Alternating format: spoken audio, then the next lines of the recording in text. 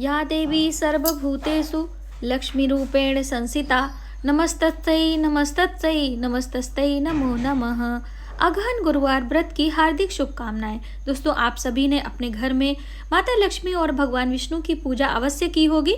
तो पूजा में कुछ बातों का आपको ध्यान रखना है जिससे आपकी पूजा का फल आपको तुरंत मिले।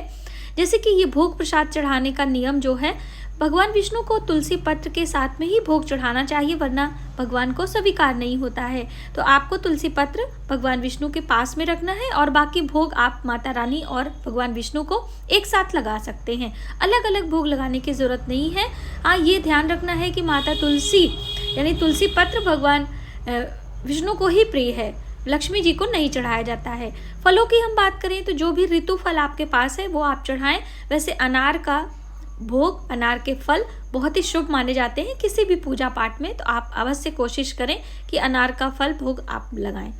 हल्दी की गांठ भी चढ़ाई जाती है क्योंकि भगवान विष्णु की पूजा है। गुरु ग्रह बृहस्पति को मजबूत करने के लिए हम पीले रंग के पुष्प, पीले रंग के वस्त्र और हल्दी भेंट करते हैं। तो आप इसे करें, बाद में इसे आप अपनी रसोई घर में इस्तेमाल कर लें। इस चीज़ का आपको ध्यान रखना है। और भी आगे कुछ महत्वपूर्ण बातें हम अवश्य आपके साथ शेयर करेंगे, कैसे हमें प्रार्थना करनी है, कैसे हमें पूजा का पूरा फल मिले। लेकिन उससे पहले हम आपको आरती करके दिखाना चाहते हैं। ओम जय लक्ष्मी माता, मैं जय लक्ष्मी माता, तुमको नित्य दिन सेवक हर विष्णु विधाता।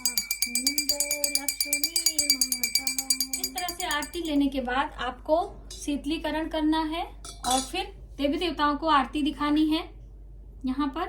अब उसके बाद स्वयं आरती लेनी है। तो स्वयं के लिए आपको इस तरह से रखकर, हम यहाँ नीचे रखकर आपको दिखा रहे हैं ये, और अपने हाथों को इसके ऊपर घुमाकर और अपने मुखमंडल पर 3 बारी हमें आरती लेनी होती है। तो आरती में ज्यादातर लोग पैसे डालते हैं। आप घर में मीठा, पुष्प, अक्षत कुछ भी डाल सकते हैं, कोई जरूरी नहीं है कि पैसे ही डाले जाएं, ठीक है। तो इस तरह से आरती ले लीजिए, अपने पूरे परिवार में आरती दिखाइए और फिर जब तक इसमें घी रहेगा, ये जलेगा, उसके बाद स्वतः ही शांत हो जाएगा। इसको हम साइड में करते हैं। अब पूजा के बाद हमें प्रार्थना जरूर मांगनी चाहिए। जैसे हम शुरू में संकल्प लेते हैं, वैसे बाद में हमें प्रार्थना करनी चाहिए कि कोई भी हमसे कम या अधिक भूल चूक हुई है, जिस भी देवी देवता का व्रत कर रहे हैं, हमें माफी मांग लेनी चाहिए।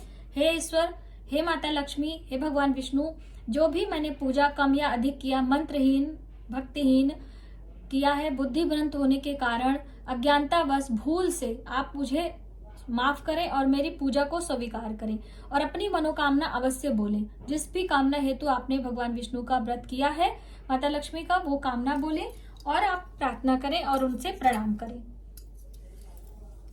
इस तरह से हम अपने आंचल से प्रणाम करेंगे और हम प्रार्थना लेंगे। उसके बाद ये जो आपने भोग लगाया है, इसको आप हटा लीजिए। दीपक जब तक यहाँ पर घी रहेगा, जलता रहेगा, फिर स्वतः ही शांत हो जाएगा और ये सारी चीजें आपको ऐसे ही रख देनी है।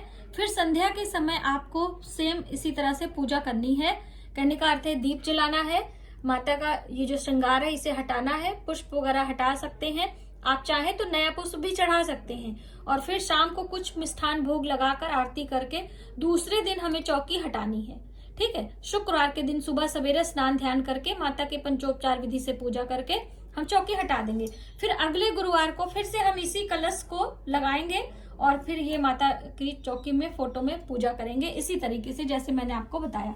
भोग प्रसाद में फलाहार मिठाइयां हैं, आप खा सकते हैं। बताशे आपको व्रत में नहीं खाना चाहिए। यदि आप शाम को भोजन करते, जैसे एक समय भोजन भी किया जाता है, तो आप शाम को ये बताशे प्रसाद के रूप में ले सकते हैं, बाकी आप बच्चों में घर में दे। इस तरह से आपको पूजा के बाद दीपक वहीं पर जलने देना है और प्रसाद को हटा लेना है। प्रसाद को कट करके बच्चों में, अपने बड़े बुजुर्गों में बांट दीजिए। आप स्वयं भी फल खा सकते हैं। दूध से बनी मिठाइयां हैं तो आप खा लीजिए। बतासे व्रत में नहीं खाया जाता है तो आप ना खाएं, ठीक है। और शाम के समय भी आप पूजा करिएगा। शाम को यहाँ पर एक दीप जला दीजिएगा और माता लक्ष्मी को, यदि हो आपके पास पुष्प वगैरह तो सेम इसी तरह से कर ले, वरना आरती करके आप पूजा कर लीजिएगा सूक्ष्म तरीके से। दूसरे दिन हमें चौकी हटानी है, तुरंत हमें चौकी नहीं हटानी होती है, ठीक है। और अगले गुरुवार को फिर आप इसी तरीके से पूजा करिएगा। चारों गुरुवार पूजा करके आप चाहें तो चौथे गुरुवार को उद्यापन भी कर सकते हैं।